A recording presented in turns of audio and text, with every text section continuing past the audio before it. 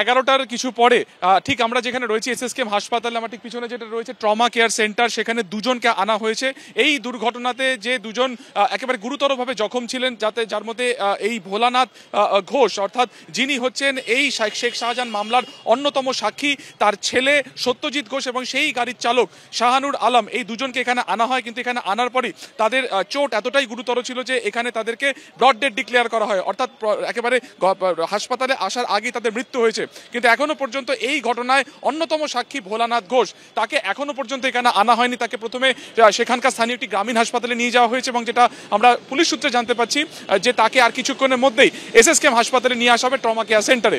এই শেখ শাহজাহান, যা কার্যত বলা চলে যে সন্দেশখালী ত্রাস, যে এর আগে যার নাম বারবার জড়িয়েছিল রেশন দুর্নীতির সময়, ইডি যখন তার বাড়িতে রেড করতে গেছিল তখন তার ইডির একেবারে ওপরে হামলা করা হয়। সেই ঘটনার পরবর্তীকালে সিবিআই তদন্তভার নেয়। সেই তদন্তের ক্ষেত্রে কিন্তু অন্যতম সাক্ষী ছিল হচ্ছে ভোলানাথ ঘোষ। শুধুমাত্র তাই নয়, এরপরে আর্মস রিকভারি কেসেও যা সিবিআই তদন্ত করছে, সেই কেসেও কিন্তু অন্যতম গুরুত্বপূর্ণ সাক্ষী ছিলেন এই ভোলানাথ ঘোষ।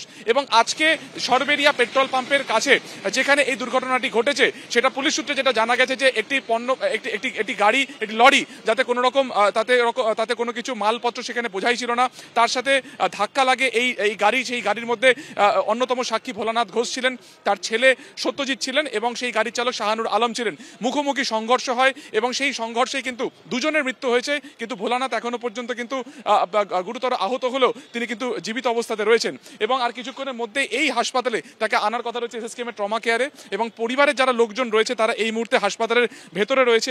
ঠিক কি ঘটনা ঘটেছিল পুলিশ গোটা বিষয়টি তদন্ত করে দেখছে।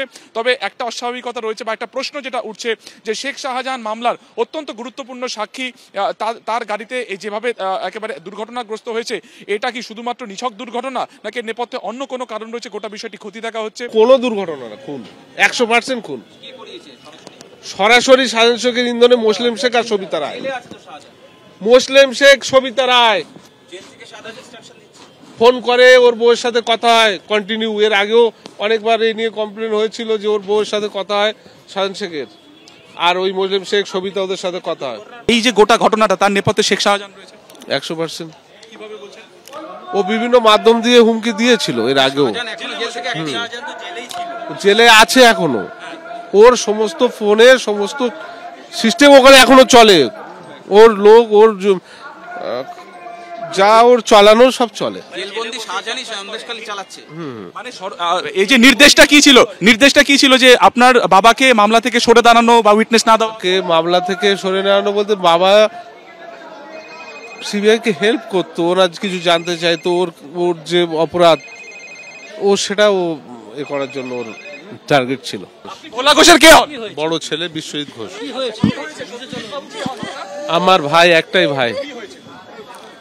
আজকে বসিরহাট কোর্টে আসার কথা ছিল ভাইকে, বাবাকে।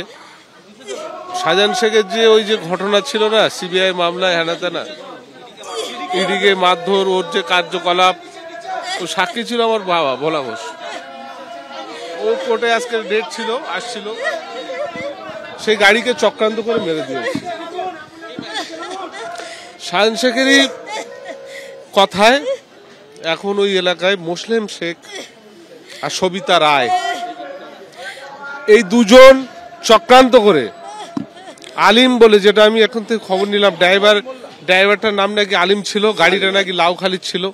ওই লরিটা ওরা কিছু দূর আগে থেকে ওয়াচ করছিল যে গাড়ি এরকম টাইমে আসতে পারে, কোর্টের উদ্দেশ্যে যেতে পারে, সেই উদ্দেশ্য করেও সেই সময় ওরা গাড়িটাকে দিয়ে অ্যাটাক করেছে।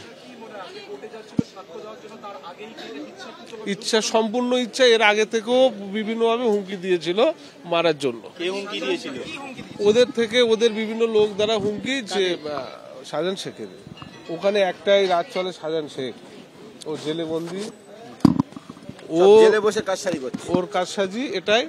কিন্তু ওখানে এক্ষুনি সম্পূর্ণ মোটিভেশন, সম্পূর্ণ ব্রেন সম্পূর্ণ চালাচ্ছে পঞ্চায়েত সমিতির সভাপতি সবিতা রায়, নেজাট পঞ্চায়েত সমিতির সভাপতি সবিতা রায়, আর মুসলিম শেখ হচ্ছে সহ সভাপতি। এই দুজন শাহজাহান শেখের সম্পূর্ণটাই র্যাকেট চালাচ্ছে ওখানে। মানুষের অত্যাচার, মানুষের ভয় দেখানো, মানুষের চুপ করানো, সবকিছুই ওরাই চালাচ্ছে। এবিপি আনন্দ, এগিয়ে থাকে, এগিয়ে রাখে।